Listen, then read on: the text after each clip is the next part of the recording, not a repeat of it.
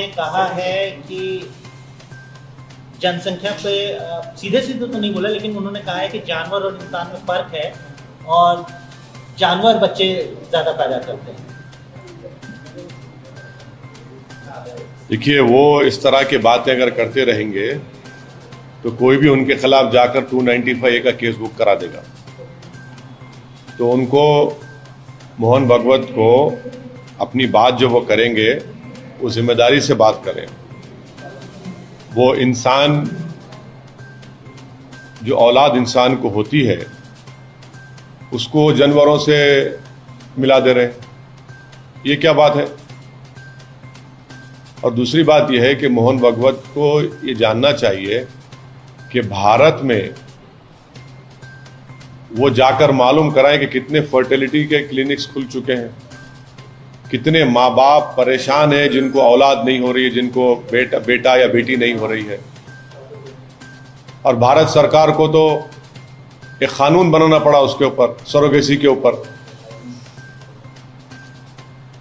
मोहन भागवत साहब ये क्यों नहीं बोलते कि यही मोदी सरकार ने जो बच्चों का दूध होता है उसको कमर्शियलाइज कर दिया मोदी सरकार ने? इस पर नहीं बोलेंगे कुछ वो? ये भारत का कल्चर है कि एक मां के दूध को लेकर बेचा जाए। और फिर वो इस मुद्दे पर एक और बात मोहन भागवत साहब को, जो जानते हैं मगर अपनी आंखें और दिमाग पर पर्दा डाल देते हैं। क्या ये बात सच नहीं है मोहन भागवत साहब कि भारत का TFR रेट गिरा है? क्या ये बात सच नहीं है RSS के सर संचालक कि मोदी सरकार जिसकी छत्र छाया में वो रहती है, जिसका पूरा सपोर्ट आप करते हैं, आपका ऑर्गेनाइजेशन करता है, उन्होंने सुप्रीम कोर्ट में जवाब दाखिल किया कि भारत में 2 चाइल्ड नॉर्म की जरूरत नहीं है? क्या ये बात सच नहीं है कि अप्रैल 2, 2022 को ये जो सरकार के लिए आपने बड़ी मेहनत की सत्ता में लाने के लिए, उसका हेल्थ मिनिस्टर राज्यसभा में खड़े होकर एक प्राइवेट मेंबर्स बिल के जवाब में, जो बीजेपी के और एक RSS के एक्स आइडियोलॉग ने बिल लेकर आया था, उसके जवाब में कहा कि भारत में इस तरह के कानून की जरूरत नहीं है। आप पॉपुलेशन से इम्बैलेंस कहां देख रहे हैं?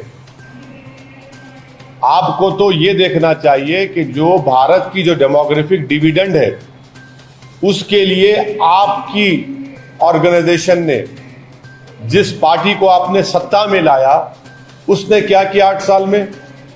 क्या पूरे विश्व में कोई देश ऐसा नहीं है जहां पर 50 साल से 50% आबादी 25 साल के उम्र की है, 60% आबादी 40 साल की उम्र की है? आपने उनको रोजगार क्यों नहीं दिया?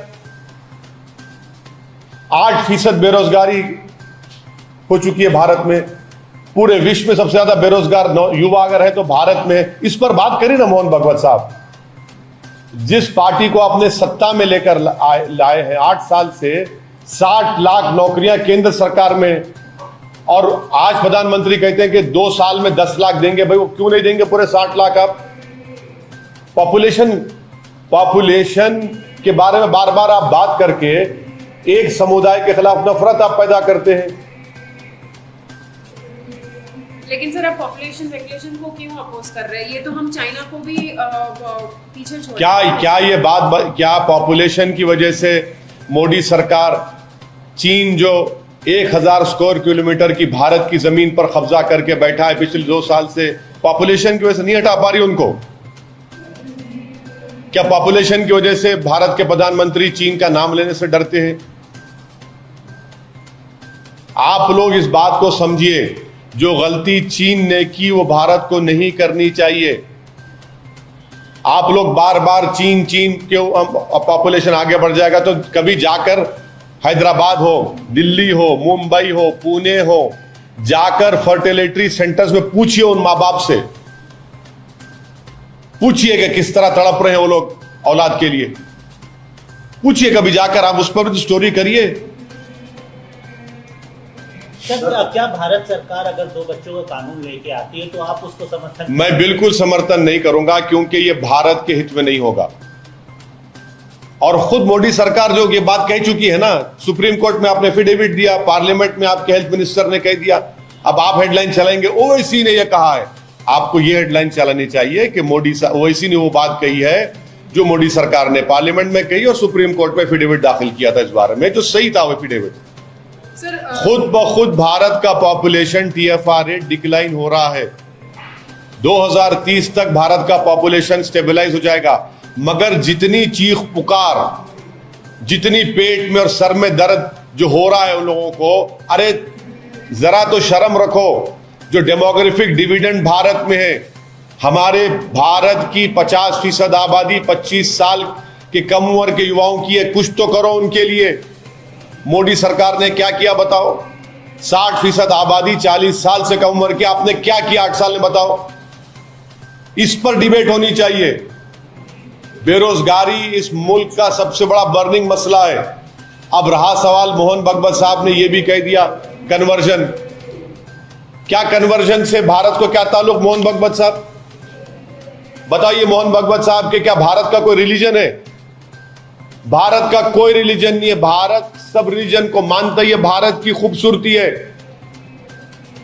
भारत का कोई रिलीजन है क्या? आप चाहते हैं कि भारत का एक रिलीजन हो जाए, RSS चाहती कि भारत का एक रिलीजन हो, एक कल्चर हो, एक जबान हो। ये नहीं हो सकता। इसलिए नहीं हो सकता क्योंकि भारत एक मल्टी कल्चरल मुल्क रहा है और रहेगा। क्या आप साउथ की तहजीब को नॉर्थ में फोर्सबली इंप्लीमेंट कर सकते? नहीं कर सकते। क्या आप एक रिलीजन को इंप्लीमेंट कर सकते? नहीं कर सकते। भारत की खूबसूरती है। अरे भाई, आप इतना डर क्यों रहे कन्वर्जन से? मुझे समझ नहीं आ रहा मोहन भगवत साहब। डरने की बात क्या है? कन्वर्जन तो एक इंसान का चॉइस है ना। चॉइस तो भारत के संविधान में फंडामेंटल राइट है। पुट्टू स्वामी जजमेंट के बाद मोहन भगवत साहब, चॉइस एक फंडामेंटल राइट बन चुका है। कोई मजहब चेंज करेगा, उससे तकलीफ क्या, आपको क्या हो रही है? कोई भगवान को नहीं मानता, नहीं मानता, ठीक है। यही तो खूबसूरती है भारत की। और देखिए मोहन भगवत साहब, एक बात याद रखिए, हिंदुत्व में और भारतीयता में बहुत फर्क है। हिंदुत्व में और भारतीयता एक नहीं है मोहन भगवत साहब। ये दोनों अलग अलग चीजें हैं। सर, क्या आप कुछ कहना चाह रहे हैं कि कन्वर्जन सही है? अगर आपका मन लगता है कि मैं कन्वर्ट करना चाह रहा हूं, तो मैं कौन होता हूं रोकने वाला आपको? मैं कौन होता हूं रोकने वाला आपको? कन्वर्जन जबरदस्ती पे होते हैं। देखिए अगर देखिए सुप्रीम कोर्ट के जजमेंट्स है, किसी कन्वर्जन छोड़िए, किसी पे भी जबरदस्ती नहीं कर सकते आप। भाई, आप तो नाम पूछकर मारते हैं, वो जबरदस्ती नहीं है। गोश्त रखने के शुबे में आप वीडियो बनाकर मारते हैं, वो क्या है फिर? अगर कोई कन्वर्ट होना चाहता है, जैसा कि एक वो एक्स उत्तर प्रदेश के वक्फ बोर्ड चेयरमैन थे, वो कन्वर्ट हो गए, उस पर मोहन भगवत बोलो, उस पे बोलिए। अरे उस पे बोलेंगे नहीं? हाँ, वहां मर्जी आ गई, वहां मर्जी आ गई। प्यारे, क्या बात है, वाह वाह। आपकी मोहब्बत सलामत रहे उस आइडियोलॉजी के लिए। होते हैं, उसके लिए वही तो प्रॉब्लम है। मोहन भागवत साहब ने ये भी कहा कि पॉपुलेशन के मुतालिक उन्होंने ये बात बोली कि जनसंख्या पैदा करना सिर्फ जानवरों का काम है। मतलब सुनिए, मोहन भगवत साहब को संविधान पढ़ना चाहिए। आप संविधान को कब माने हमको मालूम। अब भारत 75वीं आजादी यौम आजादी मनाने जा रहा है। तिरंगे को आप कब माने? ऑर्गेनाइजर पढ़ लो आप। आपने 3 रंग के बारे में आपके उस वक्त के सरसंचालक ने क्या कहा था, वो पढ़ लो आप। जनगण मन के बारे में आपके उस वक्त के सरसंचालक ने क्या कहा था, पढ़ लो आप। मोहन भगवत साहब, मेरी आपसे गुजारिश है कि डायरेक्टिव प्रिंसिपल्स पढ़िए भारत के संविधान के। आप लोग के दिमाग में खाली 44 घुसा हुआ है। क्या डायरेक्टिव प्रिंसिपल में नहीं लिखा गया कि जो कमजोर होगा उसको ताकतवर बनाया जाएगा? सोशली कमजोर होगा, ताकतवर बनाओ। इकोनॉमिकली कमजोर होगा, ताकतवर बनाओ। पॉलिटिकली कमजोर होगा, ताकतवर बनाओ। यही तो बात है, इक्वालिटी अमॉन्ग इक्वल्स की बात करता है संविधान। ये समझते नहीं, समझना नहीं चाह रहे, इन चीजों को जानते हैं मगर अपनी आइडियोलॉजी उन पर इतना गालिब आ चुकी है कि किसी को सच्चाई को दूसरी मानते ही नहीं है, बस अपने आप को सच मानते हैं। सच्चाई संविधान है, उसको। देश और दुनिया से जुड़े रहने के लिए चैनल को सब्सक्राइब कीजिए।